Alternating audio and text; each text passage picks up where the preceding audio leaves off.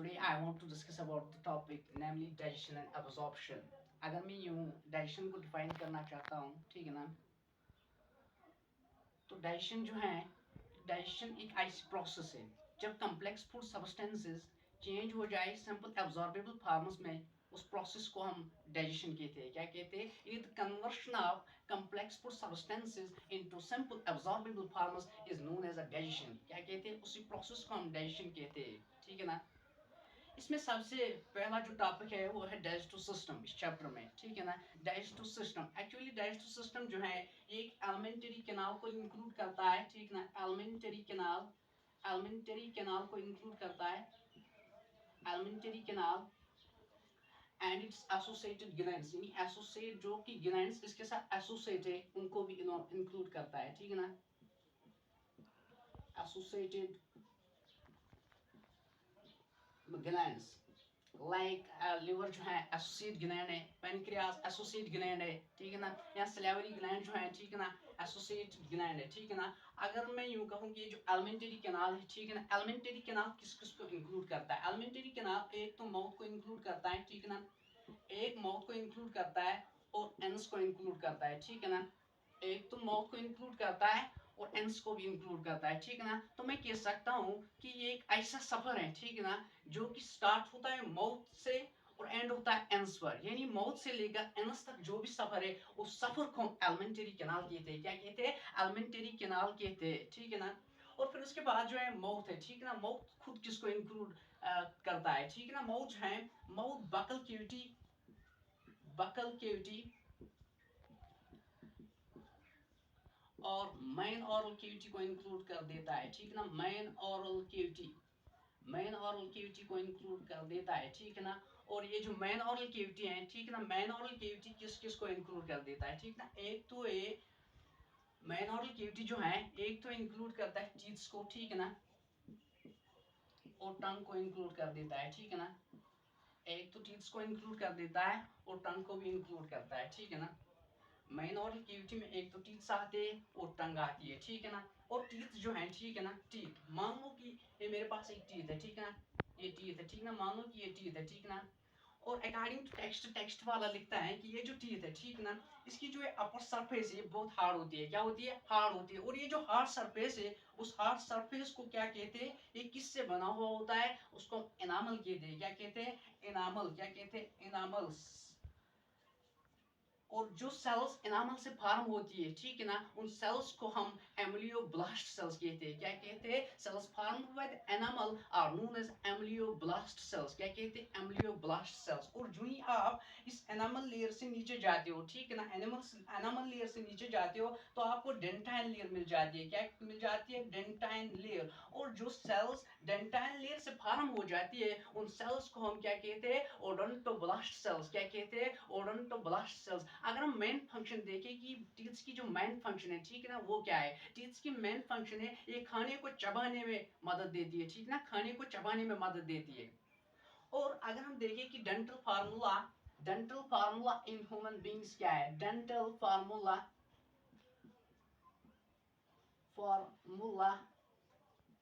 For an adult human being, ठीक है ना, वो है 2123/2123। और अगर हम देखें कि ये जो ह्यूमन बीइंग है, ह्यूमन बीइंग में 4 टाइप्स ऑफ टीथ्स होते हैं, ठीक ना। एक एंसर होते हैं, ठीक है ना, कैनाइंस होते हैं, प्रीमोलर्स होते हैं और मोलर्स होते हैं, ठीक है ना। और अगर हम टाइप्स ऑफ डेंटेशन देखें, ठीक ना, टाइप्स ऑफ डेंटेशन देखें, एक तो थिकोडोंट डेंटेशन पाई जाती है और डायहाप्डोंट डेंटेशन पाई जाती है, ठीक है ना। अगर हम देखें कि मैमल्स जो होते हैं, ठीक है ना, मेजॉरिटी ऑफ मैमल्स, ठीक है ना, अगर हम मैमल्स की बात करें, ठीक है ना, जैसे कि ह्यूमन बींग्स में भी ऐसी डेंटिशन पाई जाती है कि एक बार दांत जब चढ़ जाते हैं, ठीक ना, फिर दांत निकल जाते हैं और फिर दांत फिर से आ जाते हैं, यानी मिल्क टीथ जो होते हैं, ठीक है ना, एक बार वो बाहर निकल आ जाते हैं, फिर जो है परमानेंट टीथ फिर से आती है, यानी दोबारा जो है इंसान के मुंह में और मैमल्स का ये जो मुंह है, ठीक है ना, उसमें भी दोबारा दांत आते हैं। This type of dentition is known as a diphyodont dentition, यानी जब इंसान के मुंह में दोबारा दांत चढ़ जाए, यानी मिल्क टीथ जब निकल जाते हैं फिर परमानेंट टीथ आ जाते हैं, ठीक ना। This type of dentition is called as a diphyodont dentition. क्या कहते हैं उस डेंटेशन को? हम डायहाफ्डन डेंटेशन कहते हैं। अगर हम थिकोडोंट की बात करें, ठीक है ना, हम अकॉर्डिंग टू टेक्स्ट देखते हैं कि टेक्स्ट वाला लिखता है each tooth is embedded in a socket of jaw bone, this type of attachment is called as a thecodont. यानी ये जो अटैचमेंट जो होता है, टूथ का जो अटैचमेंट होता है सॉकेट ऑफ जॉ बोन में, ठीक ना, उस अटैचमेंट को हम क्या कहते हैं? थिकोडोंट कहते हैं, ठीक है ना, थिकोडोंट कहते हैं। और फिर उसके बाद मैंने कहा कि मेन ऑरल केविटी में टंग आता है, टंग आती है, ठीक है ना, मेन ऑरल केविटी में टंग आती है, ठीक है। और अगर हम टंग की बात करें, ठीक है ना, मान लो कि ये एक टंग है, ठीक है ना, मेरे पास टंग है, ठीक है ना, ये जो अपर सरफेस ऑफ टंग है ना, ठीक है ना, अपर सरफेस ऑफ टंग, उस पे कुछ स्मॉल फिंगर लाइक प्रोजेक्शंस होते हैं। उन फिंगर लाइक प्रोजेक्शंस को हम क्या कहते हैं? पेपाले कहते हैं, ठीक है ना, पेपाले कहते हैं, ठीक है ना, पेपाले हम कहते हैं। उन फिंगर लाइक प्रोजेक्शंस को हम पेपाले कहते हैं। कुछ पेपाले ऐसे होते हैं जिनमें टेस्ट बड्स प्रेजेंट होता है, कुछ पेपाले ऐसे होते हैं जिनमें टेस्ट बड्स प्रेजेंट नहीं होता है, ठीक है ना। एक्चुअली मैं इस वक्त मेन ऑरल कैविटी की बात कर रहा हूँ, ठीक है ना। मेन ऑरल कैविटी के बाहर आप जब निकल जाते हो, ठीक है ना, उसके बाद फेरिंक्स आ जाता है, ठीक है ना। फेरिंक्स जो है, ठीक है ना, it is common passage for food and air, ठीक है ना। फेरिंक्स, उसके बाद फिर फेरिंक्स आ जाता है। क्या आ जाता है? फेरिंक्स। फेरिंक्स जो है, ठीक है ना, ये एक कॉमन पाथवे होती है, ठीक है ना, इस common passage for food and air, ठीक है ना। और उसके बाद ये जो फेरिंक्स है, ठीक है ना, फेरिंक्स के बाद एपिग्लॉट्स आता है, ठीक है ना। एपिग्लॉट जो है, ठीक है ना, epiglottis prevent the entry of food into glottis. Epiglottis epiglottis जो है ये प्रिवेंट करता है फूड को ग्लॉट्स में जाने से, ठीक ना। ग्लॉट्स क्या है? विंड पाइप, यानी जो भी फूड है, ठीक ना, फूड सब्सटेंस है, ठीक ना, ये ग्लॉट्स में उसको जाने नहीं देता है, ठीक ना। एपिग्लॉट्स यानी it prevents the entry of food into the wind pipe, ठीक है ना, इट इज नोन एपिग्लॉट्स। और एपिग्लॉट्स के बाद हम देखते हैं कि ओसोफैग्स आता है, ठीक है ना, ओसोफैग्स आता है। ओसोफैग क्या है? Oesophagus thin long tube which extends posteriorly and passing through neck, thorax and diaphragm and leads to adjacent structure called stomach. यानी ये जो ओसोफैगस है एक ऐसा थिन ट्यूब है जो कि पास हो जाता है, पीछे से पास होता है, ठीक ना। और फिर कहाँ से पास हो जाता है?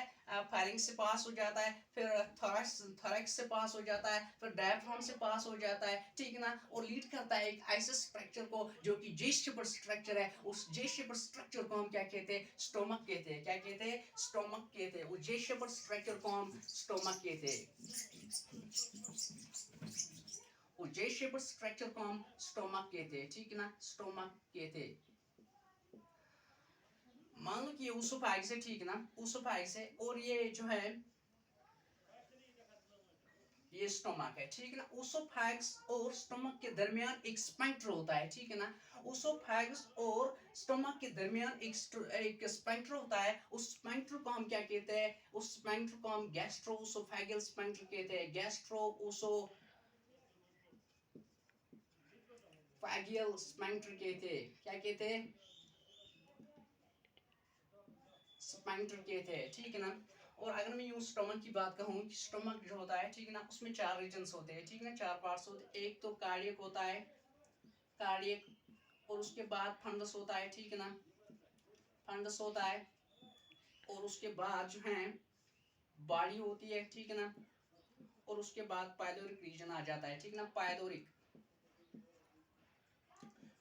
रीजन आ जाता है, ठीक है ना। और पाइलोरिक रीजन जो है, ठीक है ना, उसके बाद पाइलोरिक रीजन के बाद स्मॉल इंटेस्टाइन्स आते हैं, ठीक है ना। और स्मॉल इंटेस्टाइन, मान लो कि ये स्मॉल इंटेस्टाइन है, ठीक है ना, मान लो कि ये स्मॉल इंटेस्टाइन है, ठीक है ना, मान लो कि ये स्मॉल इंटेस्टाइन है।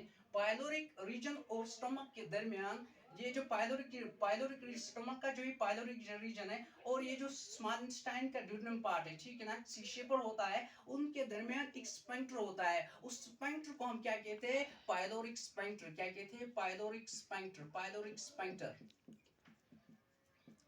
Pyloric sphincter. और ये जो स्मॉल इंटेस्टाइन है, स्मॉल इंटेस्टाइन में 3 पार्ट्स होते हैं। एक तो ड्यूडेनम होता है जो कि सी शेपर होता है, ड्यूडेनम होता है, ठीक है ना, जो कि सी शेपर होता है। फिर जेजिनम होता है जो कि लॉन्ग कॉइलर होता है, ठीक है ना, जेजिनम। फिर इलियम होता है जो कि हाईली कॉइलर होता है। क्या होता है? हाईली कॉइलर होता है। इलियम जो है वो हाईली कॉइल्ड होता है, ये ड्यूडेनम है, ठीक है ना, सी शेप्ड होता है, और ये जेजिनम है, ठीक है ना, जो कि लॉन्ग कॉइल्ड होता है, ये इलियम है जो कि हाईली कॉइल्ड होता है, ठीक है ना। और उसके बाद क्या है, इलियम के बाद लार्ज इंटेस्टाइन स्टार्ट होते हैं। क्या होते हैं? लार्ज इंटेस्टाइन स्टार्ट होते हैं।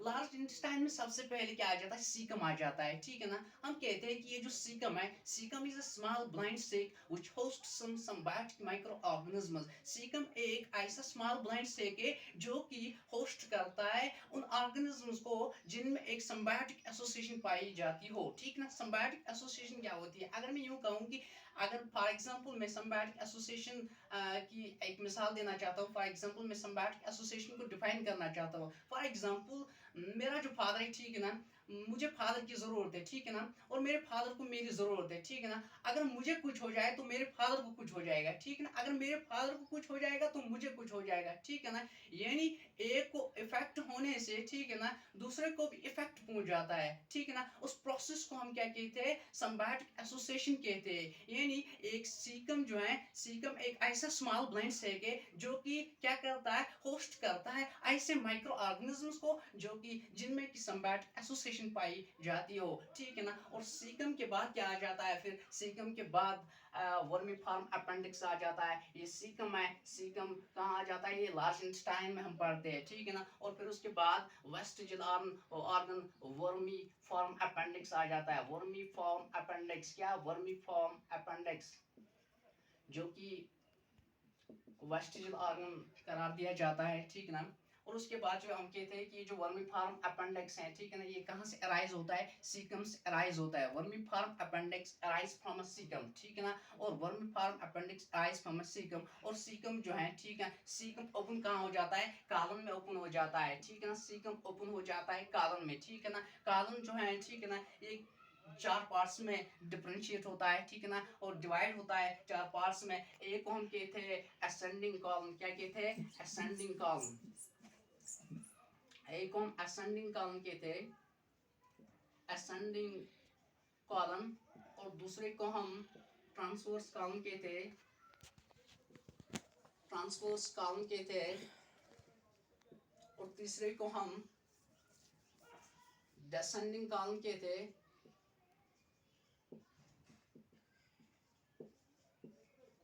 और चारवा जो है, ठीक है ना, उसको हम सिग्माइड कॉलम कहते हैं, सिग्माइड कॉलम, ठीक है ना। ये जो सिग्माइड कॉलम जो है, ठीक है ना, ये कहाँ से ओपन होता है? ठीक है ना, ये रेक्टम से ओपन हो जाता है, ठीक है ना, लीड्स टू रेक्टम। और फिर रेक्टम कहाँ से ओपन होता है? ठीक है ना, एंस से, ठीक ना, रेक्टम ओपन थ्रू एंस, ठीक है। आज के लिए इतना ही। इंशाल्लाह हम नेक्स्ट क्लास में फिर से मिल जाएंगे और उस टॉपिक में मैं हिस्टोलॉजी ऑफ एलिमेंट्री कैनाल आपके सामने बयान करूँगा इंशाल्लाह।